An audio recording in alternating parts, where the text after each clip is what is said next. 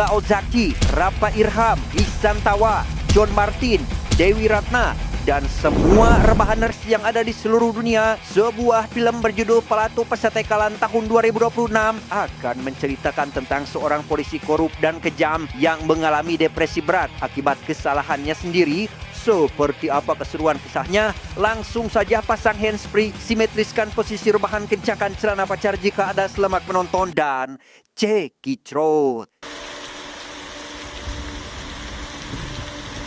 Kisah akan berfokus pada seorang mantan polisi korup dan kejam bernama Anthony. Ini babangusnya mengalami depresi berat akibat sebuah tragedi besar. Sehingga untuk mengobati penyakit PTSD atau gangguan kesehatan mental, Anthony memutuskan berkonsultasi pada seorang psikiater. എത്ര നാളായി ഫിലിപ്പ് ആന്റണിയെ അപ്പാന്ന് വിളിച്ചിട്ട്? Dalam sesi konseling, kita akhirnya mengetahui bahwa jauh sebelum Anthony mengalami gangguan kesehatan mental, ia adalah seorang inspektur yang menangani kasus seorang mahasiswi korban pelecehan. Alih-alih membantu, Anthony yang sebelumnya telah menerima suap dari pelaku pun justru malah menyudutkan si korban yang tak bersalah.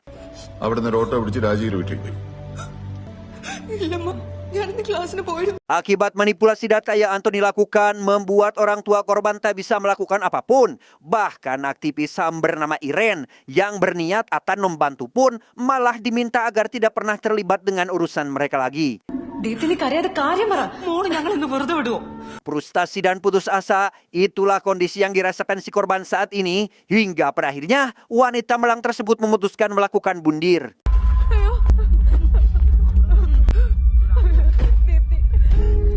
Setelah insiden tewasnya si korban, Irene lantas menghampiri Anthony yang sedang bersama anaknya bernama Philip. Di sana Irene menyalahkan Anthony atas kematian si korban akibat upaya manipulasi yang dilakukan dan bersumpah akan membongkar seluruh kebusukannya.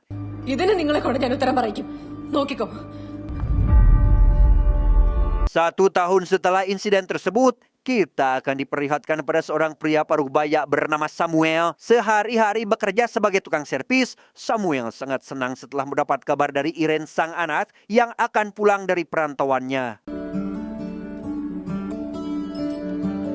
Sesampainya di rumah, Irene, Samuel, dan juga sang ibu bernama Teresa terlihat menghabiskan waktu bersama layaknya keluarga cemara. Hingga pada saat setelah merayakan ulang tahun Samuel, yakni sang ayah, Teresa awalnya berniat ingin mengadakan pesta, tetapi mengurungkan niatnya setelah Irene menyarankan agar menggunakan uangnya untuk orang-orang yang lebih membutuhkan, karena ia tahu jika sang ayah juga pasti akan setuju dengan saran tersebut.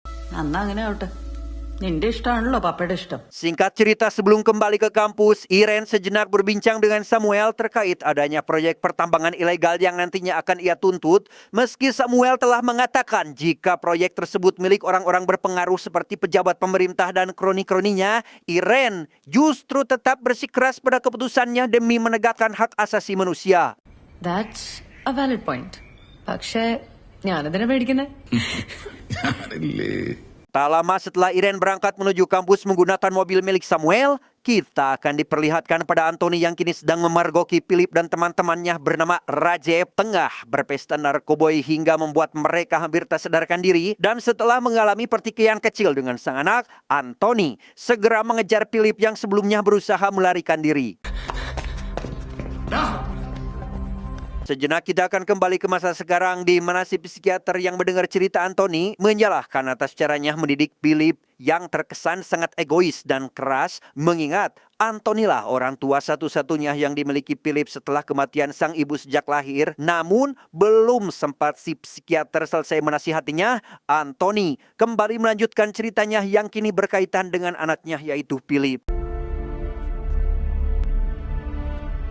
Saat itu Samuel yang khawatir lantaran Irene tidak bisa dihubungi sejak tadi malam meminta tolong pada teman anaknya bernama Vena untuk mencari keberadaan Irene di apartemen tempat tinggalnya. Namun baru saja Vena sampai di depan pintu apartemen, ia justru hanya mendapati kunci yang Irene tinggalkan di dekat pot bunga miliknya. Sebagaimana orang tua yang khawatir jika anaknya menghilang tanpa kabar, Samuel langsung menuju kantor polisi bersama Vena untuk melaporkan terkait anaknya yang hilang. Yang menarik adalah inspektur polisi penanggung jawab atas kasus hilangnya Irene tak lain adalah Anthony itu sendiri. Di sana Samuel menceritakan terkait kronologi sebelum hilangnya Irene, yang mana pada malam itu ia dengan sang anak sedang melakukan panggilan video. Namun ketika beberapa detik sebelum panggilan terputus, Samuel mencurigai jika Irene sedang berbicara dengan seseorang tak dikenal, hingga kecurigaan semakin diperkuat. Setelah Vena membahas soal kasus pertambangan ilegal, sontak mengingatkan Samuel pada teror telepon yang sempat diterima Irene saat berlibur. നിങ്ങൾ ജോണിയോട് ചെല്ലേ ഞാൻ അന്വേഷിക്കാം ഓക്കെ വരൂ.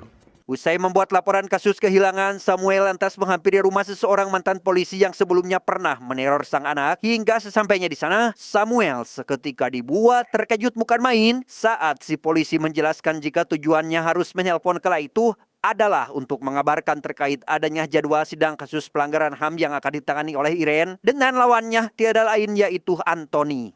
അടുത്ത ആഴ്ച ഒരു human rights കേസിന്റെ ഹിയറിംഗ് ഉണ്ടായിരുന്നു. ആർക്കെതിരെയായിരുന്നു ആ കേസ്? ആന്റണി സാറിനെതിരെ. Pada momen inilah, Samuel akhirnya menyadari jika hilangnya sang anak mungkin memiliki keterkaitan dengan Anthony, mengingat mereka memang pernah berseteru dalam kasus mahasiswi yang terjadi tahun lalu, apalagi ketika Samuel tengah melapor kasus Irene sebelumnya, gerak-gerik Anthony terlihat sangat mencurigakan, seolah dirinya tak pernah mengenali sosok tersebut sama sekali. നമ്മളൊക്കെ ഇല്ലേ കൂടെ? അയാളിനൊന്നും സംഭവിക്കില്ല.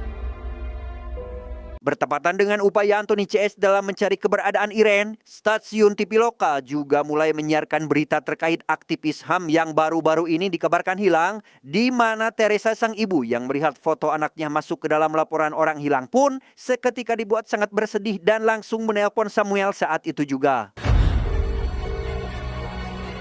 Sementara itu, Anthony sendiri kini masih berusaha mencari informasi mengenai keberadaan terakhir Irene dengan ditemani dua sekretarisnya bernama Johnny si kecamata dan Pidia si cantik. Mereka mulai menganalisa satu persatu jalur yang mungkin Irene lewati saat berkendara tadi malam, hingga ketika Johnny menyarankan agar mengecek CCTV di salah satu persimpangan jalan, Anthony justru malah memerintahkan mereka berpencar dengan dalih agar pencarian bisa lebih mudah.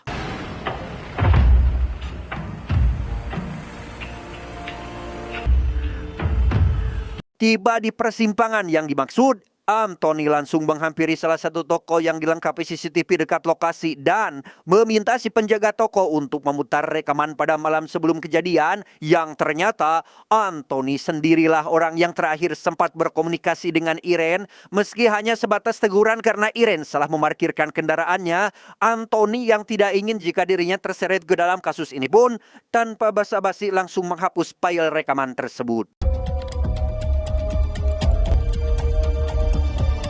Tak hanya itu, Anthony bahkan mendapat kabar dari anak buahnya bahwa mobil milik kepolisian sempat terlihat memasuki kawasan hutan pada malam kejadian. Mendengar hal tersebut, ia sejenak terlihat panik seperti sedang menyembunyikan sesuatu. Entah sesuatu apakah itu, perhatiannya seketika teralih pada saran dari si anak buah yang meminta agar memperluas radius penyelidikan hingga ke dalam hutan. Ya, tak butuh waktu lama setelah Anthony menyetujui saran tersebut, pihak kepolisian akhirnya berhasil menemukan mayat perempuan yang terindikasi adalah Irene dengan kondisi yang sudah sangat mengenaskan. Yang mana ketika Samuel dan Teresa baru tiba di lokasi, mereka hingga tak kuasa menahan tangis atas kepergian putri tercintanya.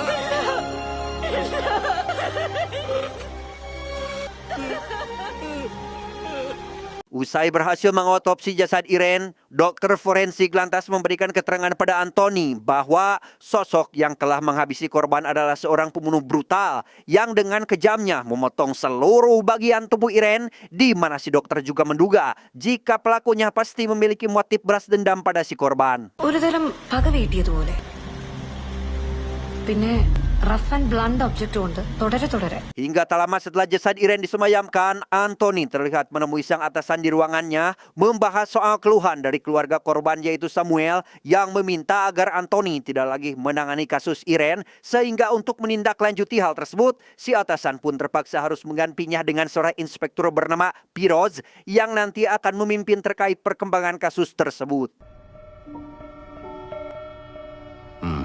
Dari sinilah kita akhirnya mengetahui siapakah sosok Samuel sebenarnya, di mana Vidya yang awalnya hanya memberikan data kasus pada Firoz bercerita bahwa dahulu Samuel adalah seorang ahli di bidang teknologi, termasuk mantan pemilik perusahaan cyber ternama, bukan tanpa alasan. Cerita tersebut dia sampaikan hanya karena dirinya khawatir jika dengan IQ Samuel yang tinggi, ia akan bertindak sendiri tanpa sepengetahuan pihak kepolisian. അതുകൊണ്ട് അയാൾ എങ്ങനെയൊക്കെ ആയിരിക്കും റിയാക്ട് ചെയ്യാന്ന് പറയാൻ പറ്റില്ല. Sekembalinya ke rumah, Anthony yang masih merasa bersalah atas pertikaiannya dengan Philip pun meminta maaf pada sang anak yang saat ini berniat akan kabur. Meski telah memohon dan memberikan sedikit nasihat, Anthony terkejut saat melihat berita jika dirinya menjadi tersangka utama kasus kematian Irene yang sudah barang tentu membuat Philip semakin merasa kecewa terhadapnya. Singkat cerita, malam pun poek. Anthony yang khawatir karena sang anak tak kunjung pulang masih terlihat berusaha menghubunginya. Namun berbeda dengan Philip yang justru mengabaikan panggilan tersebut, di mana si sahabat yang merasa jika tindakan Philip sudah berlebihan pun menasihatinya agar tidak berusaha menjauh dari Anthony karena bagaimanapun sifat dan kelakuannya, ia tetaplah ayah kandung dari Philip itu sendiri. എന്തൊക്കെ പറഞ്ഞാലും നിന്റെ അപ്പനല്ലേ, ആളെങ്ങനത്തെ ആളെ വേണമെങ്കിലും ആയിക്കോട്ടെ. നിനക്ക് മനസ്സിലാവില്ല. Keesokan harinya setelah menggantikan posisi Anthony sebagai ketua tim penyelidik, Firoz dan pasukannya mulai melanjutkan penyelidikan di tempat-tempat yang pernah Anthony kunjungi pada malam kejadian. Namun tanpa pihak kepolisian sadari, ternyata Anthony juga sedang berusaha menutupi jejaknya dengan menghapus rekaman CCTV yang menampilkan dirinya sedang bertemu Rajab di sebuah bar. Beberapa hari setelah berjalannya penyelidikan, pihak kepolisian terlihat masih belum mendapat petunjuk apapun di mana Anthony yang sedang beristirahat tak sengaja mendengar percakapan rekannya yang tengah membahas terkait cara mendidik anak, yang mana hal itu membuatnya merasa tertampar lantaran hubungan dengan Philip hingga kini masih terbilang cukup renggang. Belum selesai dengan hal tersebut, Anthony mendapat pesan dari Rajab, si pelaku yang dahulu pernah menyuapnya dalam kasus pelecehan mahasiswi. Entah apa maksudnya mengirimkan pesan tersebut. Anthony yang merasa jika ada kejanggalan pun segera pergi menuju rumah Rajab setelah ibunya memberitahu mengenai kiriman paket dari orang asing untuknya. ഇന്ന് രാവിലെ ആരോ ഡോറിലുണ്ട് വെച്ചത്. Setibanya di rumah Rajab, Anthony dibuat terkejut bukan main saat mendapati jika paket tersebut rupanya berisi ponsel milik Rajab itu sendiri. Bahkan yang paling membuatnya melongo adalah tampilan dan kata sandi dari ponsel yang sama persis seperti ponsel miliknya.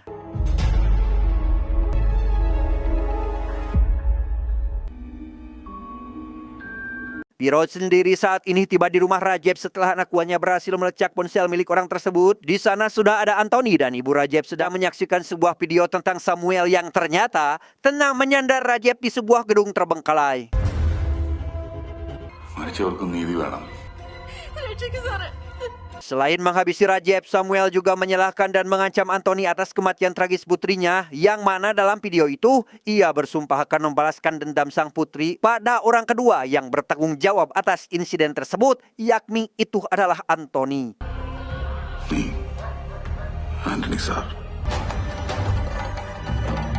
Mendengar kabar mengenai tindakan Samuel sebelumnya, Anthony dan Firoz terlihat sedang menemui atasan mereka untuk membahas kembali terkait kasus mendiang Irene. Namun di sana, Anthony justru hanya mengelak dan berdalih jika dia tidak tahu menahun soal kasus tersebut, bahkan hingga membuat atasannya tak habis pikir dengan tingkah Anthony saat ini. Antony, നിന്റെ ഈ സ്വഭാവം കാരണമാ നീ ഇപ്പോൾ ഈ സർക്കിളിൽ തന്നെ കിടന്ന് കറങ്ങുന്നേ. Please confess.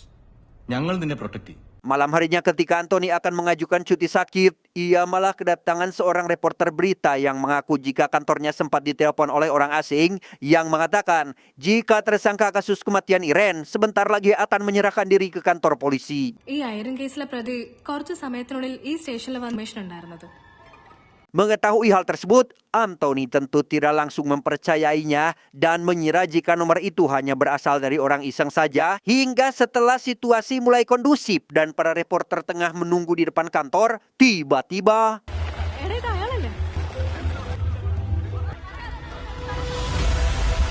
ya, rupanya sosok di balik penelpon tersebut adalah Samuel. Entah apa maksud dan tujuannya melakukan hal seperti ini. Ia dengan penuh percaya diri menghadapi beberapa reporter yang sejak awal sudah menunggu di kantor polisi, di mana Johnny yang sedang berjaga di sana pun segera memerintahkan rekannya untuk mengamankan Samuel saat itu juga. Setelah mengamankan Samuel dari kumpulan para reporter, Johnny yang menduga jika semua ini adalah ulahnya pun tak bisa lagi menahan seluruh amarahnya. Apalagi setelah ia menanyakan terkait keberadaan jasad Rajab, Samuel tidak menjawab sama sekali dan malah tersenyum sinis.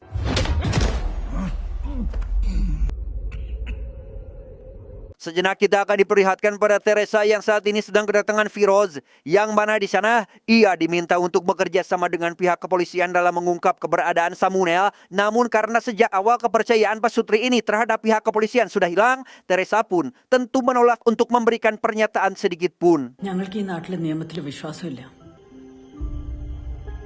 Kembali pada Samuel yang kini sedang diinterogasi oleh Anthony, alih-alih memberikan pernyataan yang sesuai, Samuel malah meminta Anthony agar memberikan pengakuan pada para reporter dengan alasan jika sebelumnya Rajab telah memberitahu bahwa Anthony lah sosok yang bertanggung jawab atas insiden kematian sang putri. എന്റെ മോളുടെ മരണത്തിന്റെ പേരിലെ രണ്ടാമൻ സാറാണ്.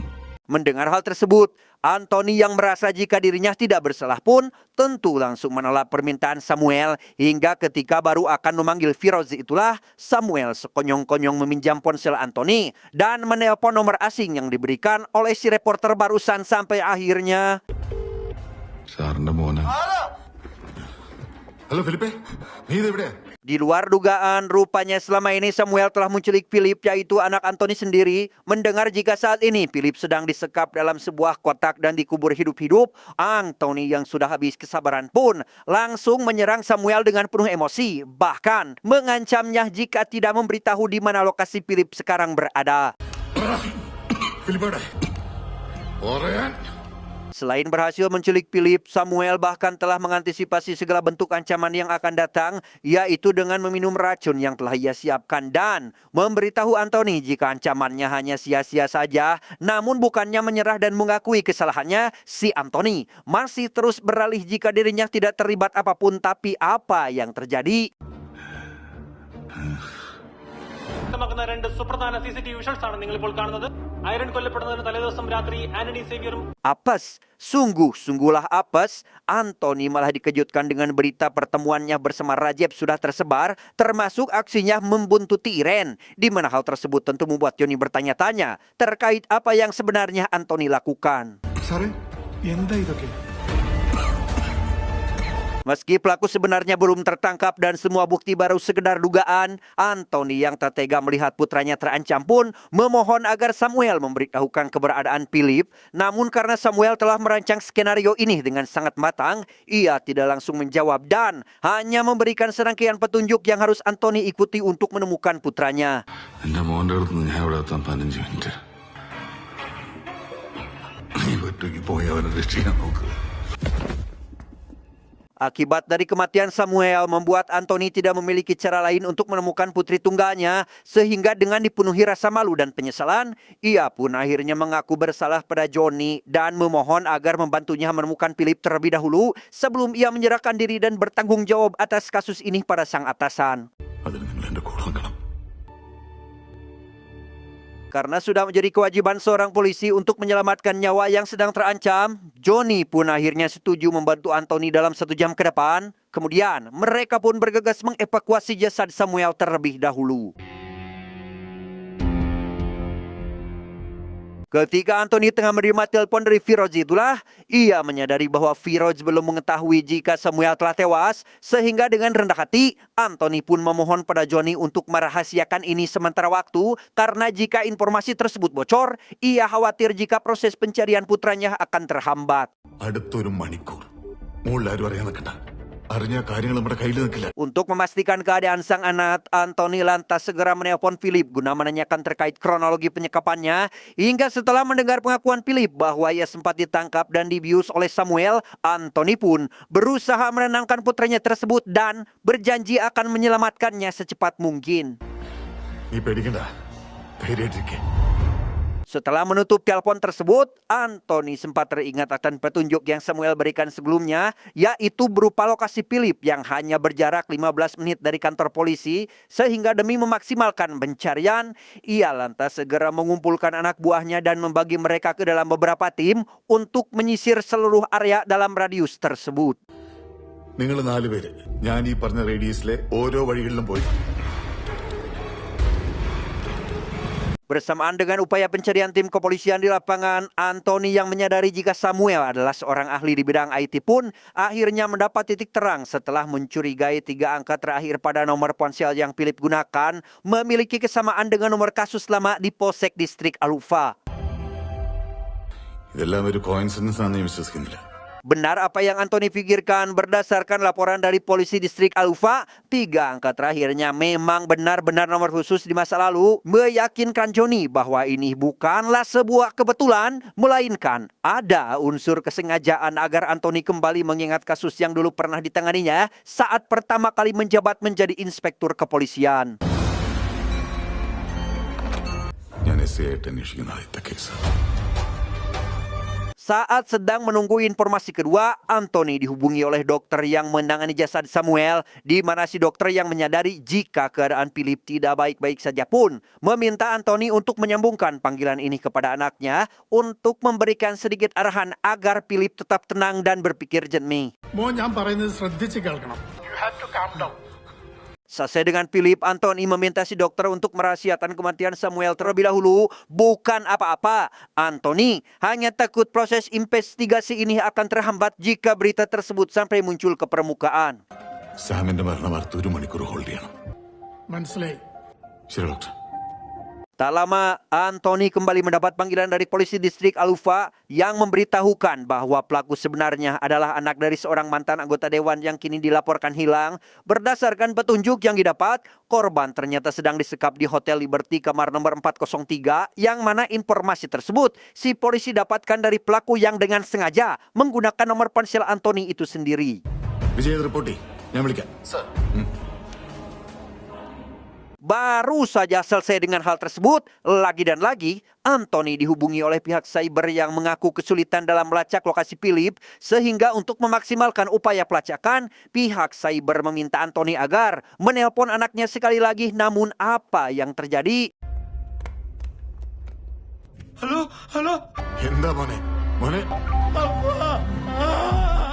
Naas, situasi semakin kacau setelah ponsel Philip tiba-tiba mati karena kehabisan baterai. Hal tersebut tentu membuat Anthony merasa frustasi hingga tak lama muncul sebuah berita mengejutkan yang menayangkan video pengakuan si mantan dewan. Dalam penyekapannya, ia membongkar rahasia kelam bahwa dahulu dirinya pernah menyuap Anthony untuk menutupi kasus yang menimpa putranya. MLA ആയിരുന്നുകൊണ്ട് തന്നെ എന്റെ സ്വാധീനം ഉപയോഗിച്ച് എന്റെ മോനെ രക്ഷിച്ചത്. Tak hanya menyeret kembali ke masa lalu, kasus tersebut juga membuka luka lama Anthony bersama mendiang istrinya, karena ternyata dahulu sang istri sangat menentang keputusan buruk Anthony, bahkan hingga bersumpah jika dirinya tidak akan menganggap Anthony sebagai suami lagi maupun mengakui statusnya sebagai ayah bagi bayi yang berada di dalam kandungannya. എന്നിട്ട് മതി നിങ്ങൾ അപ്പനാവണ്ടും കെട്ടിയവനാവണ്ടൊക്കെ.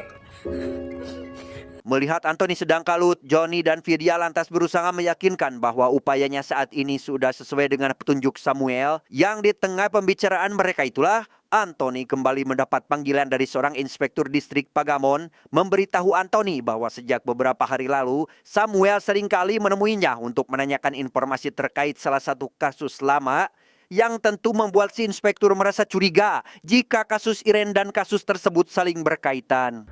ഈ 2 കേസുകളും തമ്മിൽ എന്തൊക്കെയോ ബന്ധമുണ്ടെന്നൊരു തോന്നൽ. അതിനാണ് ഞാൻ സാറിനെ ഇപ്പോൾ വിളിച്ചത്. Okay sir, thank you.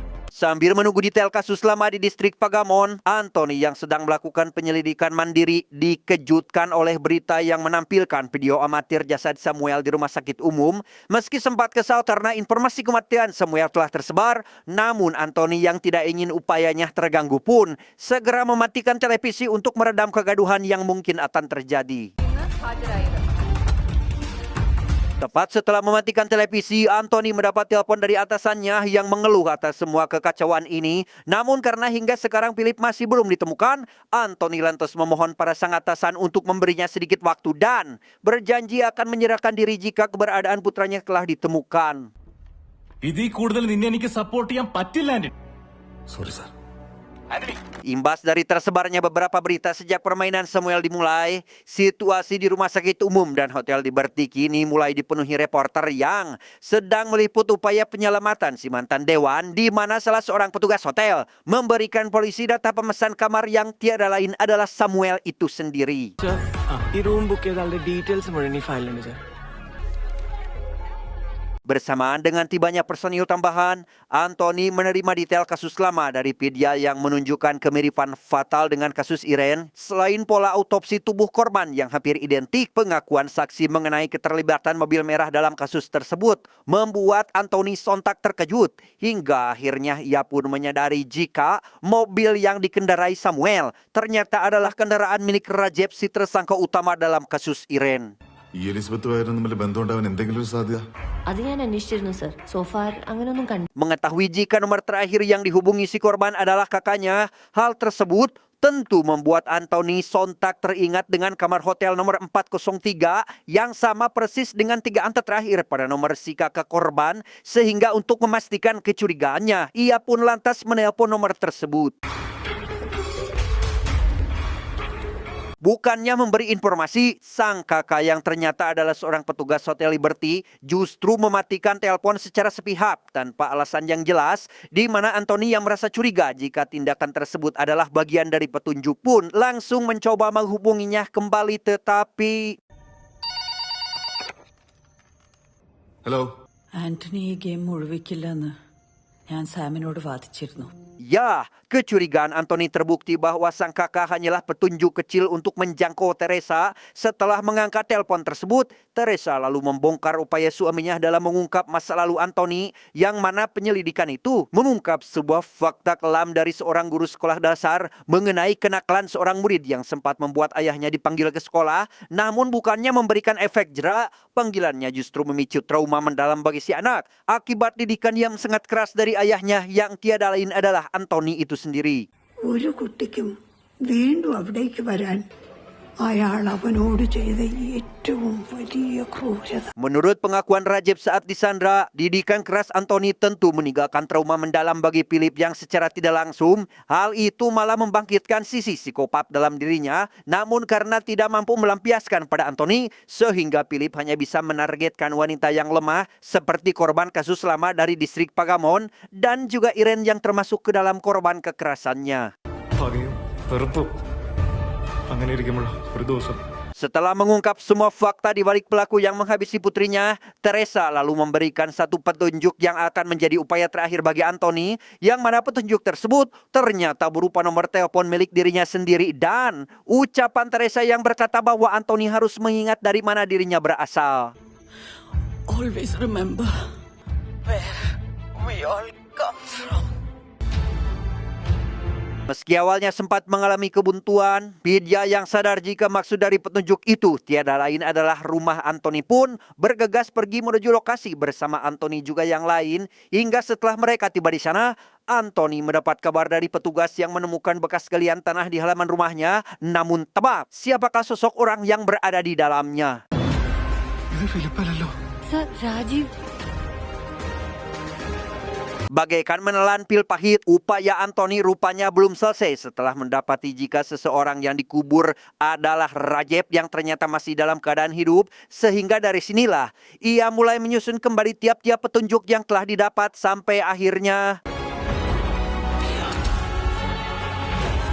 berhasil mendapatkan nama suatu tempat yang ia yakini merupakan petunjuk tersembunyi. Anthony lantas segera berlari menuju sebuah tempat ibadah yang di dalamnya terdapat beberapa makam. Namun setelah tiba di lokasi, Anthony justru terlihat kebingungan dan hanya bisa menangisi kekalahannya dalam permainan mematikan ini. അവനിലെ സൈക്കോപാത്തിനെ ട്രിഗർ ചെയ്തു. Pada akhirnya, sosok ayah yang seharusnya melindungi dan mendidik anak dengan baik justru malah menciptakan monster mengerikan dari tangannya sendiri. Bahkan, Anthony hingga harus menanggung akibat dari didikan buruknya terhadap Philip dengan menyerahkan dirinya ke pihak kepolisian dan mengaku bersalah atas apa yang telah dilakukan anaknya. Sementara sosok Philip yang kita lihat di awal cerita ternyata hanyalah ilusi Anthony semata setelah dirinya mengalami depresi berat akibat permainan Samuel yang meninggalkan trauma mendalam di hidupnya. Tamat ending yang sangat membagongkan. Pesan yang bisa kita ambil dari film ini adalah luka yang ditanam melalui kekerasan pada masa kecil akan tumbuh menjadi monster yang menghancurkan masa depan. Adios.